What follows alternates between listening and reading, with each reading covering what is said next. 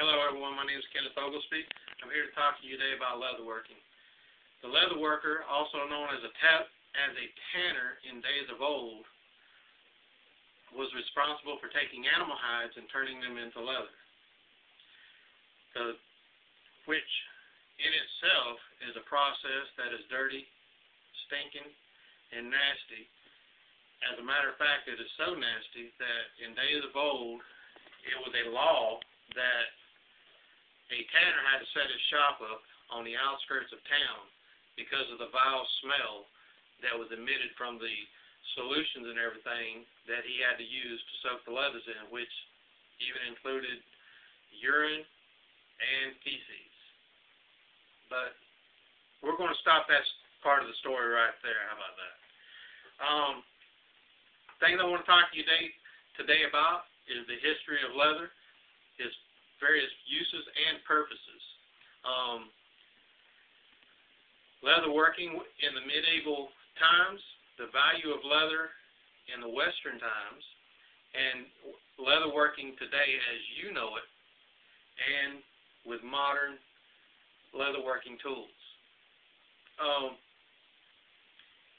In the very first of time, I say caveman for lack of knowing what to better describe them as, they had to use the leather, the hide that they got from the kills of their hunts to make blankets, clothing, footwear, leather strips to bind flint on poles and stuff so they can have spears, or on limbs themselves so they can have hammers, axes, and crude forms of them, but it was axes and hammers nonetheless.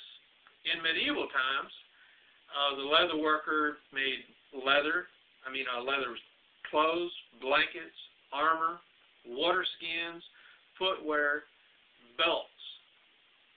Another thing that I found out that the leather worker did in medieval times, which was more of an art form, is he created Cordoba leather, which is a tapestry which is hand carved out of nothing but leather.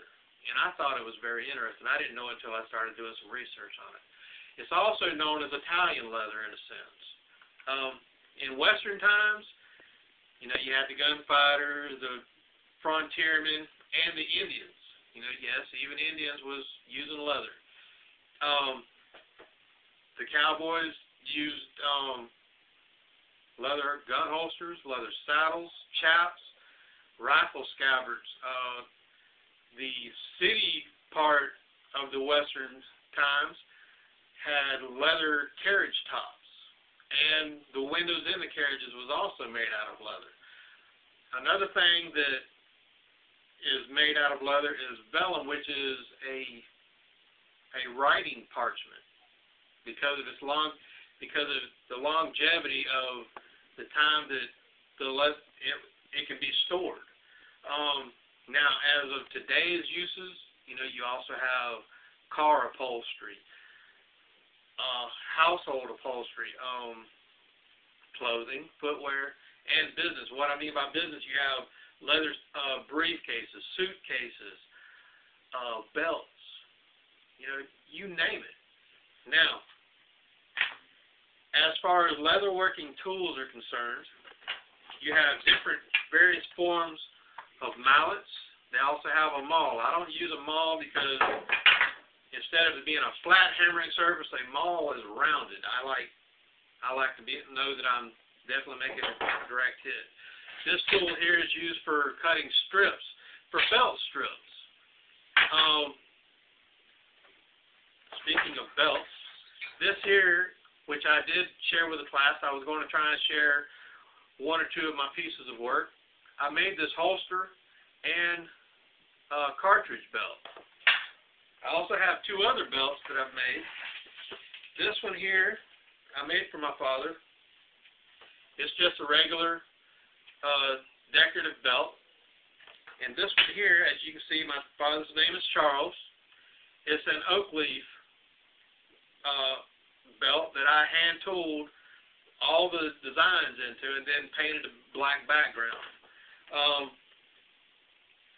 You have a bone folder with a small embossing part, an embossing wheel, a V-gouger, which if you're like making book covers or Bible covers or anything, where it comes around from one edge back down the spine, you want that sharp bend, you use this on the inside of it. It makes a relief cut, and then you can bend it in as a sharp bend. So, as you can see, there's various forms of leatherworking. Leatherworking has been all throughout the years. Here is a simple practice piece that I've used trying to work out different patterns and stuff.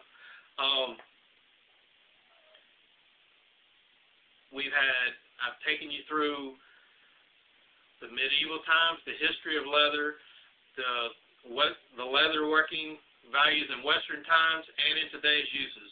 Once again, my name is Kenneth Oglesby, and I hope you enjoyed my presentation. You have a great day.